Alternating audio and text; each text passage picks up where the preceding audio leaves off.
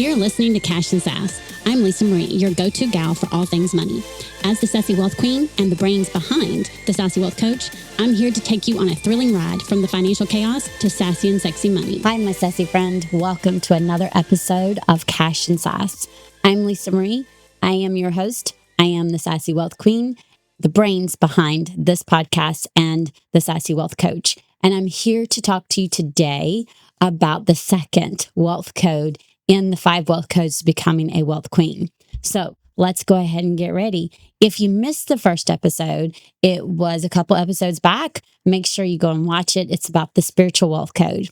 This one, we're going to talk about mental wealth code.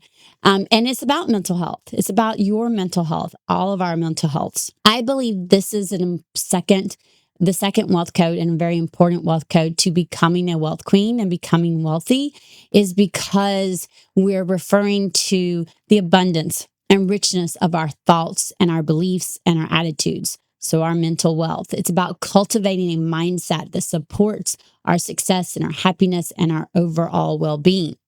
So let's start with the power of mindset. Your thoughts and beliefs have a huge impact on your reality and actions. Let me say that again. Your thoughts and beliefs have a huge impact on your reality and actions. What we focus on, we create more of. I truly, truly believe that. It's the reason why I believe money mindset and money management go hand in hand. So by cultivating a positive, growth-oriented mindset, you'll start seeing challenges as opportunities, and you'll become more resilient when faced with adversity. So let's take a cue from Thomas Edison, who said, "I have not failed.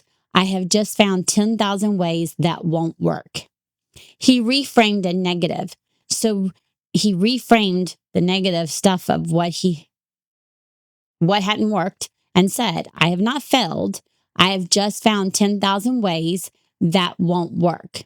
So now we move to a different way. So reframing the negative self-talk into empowering thoughts and surrounding yourself with supportive people and taking consistent action towards your goals is a way to a powerful mindset. It's a way to, changing that mindset from scarcity to abundance. It's part of having a positive mindset instead of a negative one. Okay, so now let's talk about the importance of an abundance mindset. I could talk about this all day. I'm not going to, but abundance mindset is important. Again, what we focus on, we create more of. So this means seeing opportunities everywhere and believing that everyone can win. Embrace the risk, collaborate with others, create your own opportunities, focus on possibilities, celebrate other successes, practice gratitude, and give generously. So an example, I don't make this a secret. The last 6 months, my business has gone through some valleys and we pivoted, okay?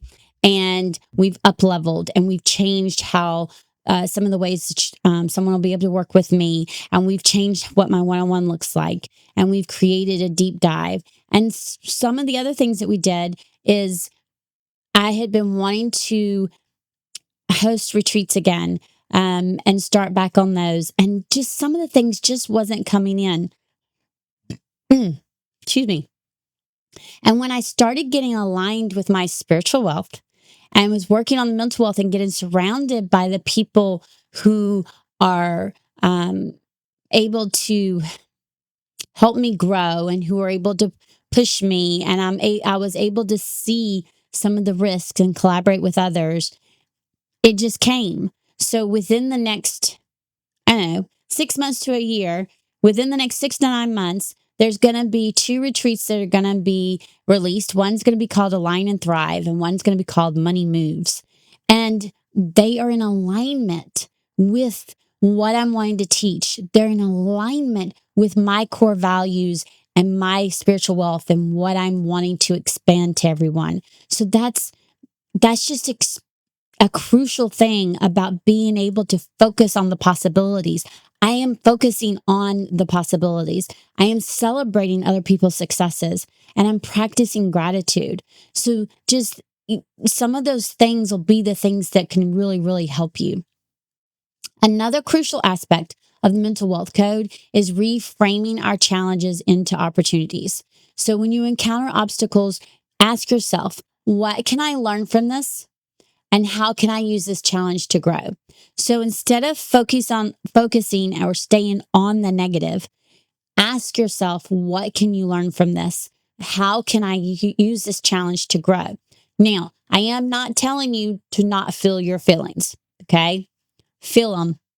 Feel them, be angry, be upset, be scared, whatever. Feel them. Punch a pillow, move it through the music. The key is not to get stuck in the feeling part and instead look at it and say, what can I learn from this? And how can I use this to grow?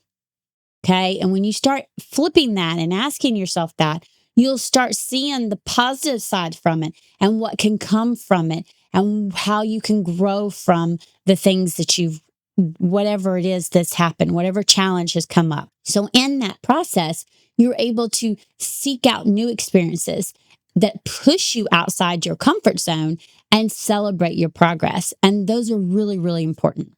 Mindfulness is also a key to mental wealth. Being fully present, you can reduce your stress, you can increase focus, and you can improve your overall well being. And it's kind of like the spiritual wealth. Practice your deep breathing, your meditation, or a mindful observation to be able to cultivate that mindfulness in your daily life. And like I said in my last solo podcast, I don't do the meditating. What I do is the movement through music, or I'll go outside when it's nice outside and plant my bare feet in the grass. I love planting my bare feet in the grass and just, I can't tell you. I don't know. Maybe it's one with the earth, but I just love it. I love summer. So there is that. But I love doing that and just taking in the natural vitamin D.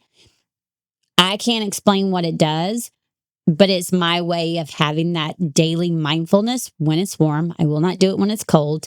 And then also moving through music, movement through music, embodiment through music, and just being one with myself. Okay. And that's really, really important. Okay. So now let's discuss the role of the environment and relationships. Your surroundings and your social circles greatly influence your mindset and your success. I'll say that again. Your surroundings and social circles greatly influence your mindset and success. Again, what you focus on, you create more of.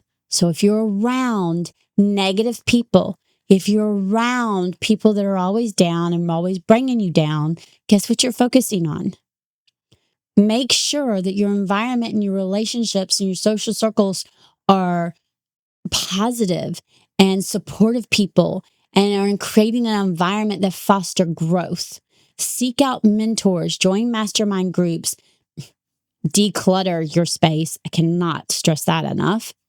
And set boundaries with energy draining individuals. I can't stress that enough either. When you surround yourself with more positive people and less energy draining individuals, you will be amazed at how light you feel and how much more success you will have. Will you still have hiccups in business? Absolutely. We all do. And you're going to have the people that you want to be around you to help lift you up and help push you and help hold you accountable and help stretch you out of those comfort zones so that you can reach the wealth goals that you want to reach. So finally, I want you to remember that just like spiritual wealth, building mental wealth is an ongoing journey. It is a work in progress. It is never anything that you will stop working on. Y'all, I work on these every day. And there are sometimes I'm not great at it. I work on all 5 of these wealth codes every single day. It's the reason why I believe they're important. I believe that all of them hand in hand is what takes you to becoming a wealth queen, because then you're truly, truly abundant and wealthy. So I want you to remember that this is an ongoing journey. Cultivate a positive mindset, embrace abundance, reframe your challenges, practice mindfulness, surround yourself with support, and express gratitude. And when you incorporate these elements of the mental wealth code into your life, you're well on your way to becoming a true wealth queen. All right, that's it for today. Until next time, be wealthy. See you later. Thanks for joining us this week on Cash and Sass. Check us out on social media and on our website at www.thesassywealthcoach.com, where you can download my free Money Story Start Guide. The website again is www.thesassywealthcoach.com. And as always, subscribe to the show to catch every new episode and leave us a review so we can continue to bring you fresh content. And remember, yes, it is possible to have sassy and sexy money. See you next week. Thanks for joining us this week on Cash and Sass. Check us out on social media and on our website at www.thesassywealthcoach.com, where you can download my free Money Story Start Guide. The website again is www.thesassywealthcoach.com. And as always, subscribe to the show to catch every new episode and leave us a review so we can continue to bring you fresh content. And remember, yes, it is possible to have sassy and sexy money. See you next week.